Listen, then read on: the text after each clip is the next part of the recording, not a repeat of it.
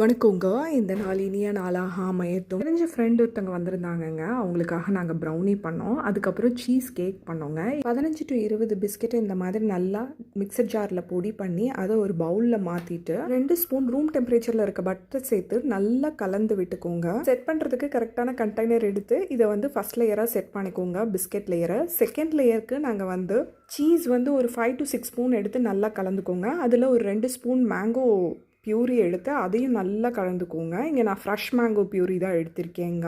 அதுக்கப்புறம் விப்பிங் க்ரீமையும் அதில் சேர்த்து நல்லா கலந்துட்டு செகண்ட் லேயராக போட்டு ஒரு 2 ஹார்ஸ் செட் பண்ணி எடுத்துக்கோங்க. செகண்ட் லேயர் செட் பண்ணி எடுத்ததுக்கப்புறம் மேலே வந்து மேங்கோ க்ரஷ்ஷை ஆட் பண்ண போகிறோங்க. இதுக்கு மேலே நீங்கள் வந்து ஜெல்லி கூட ஆட் பண்ணலாங்க.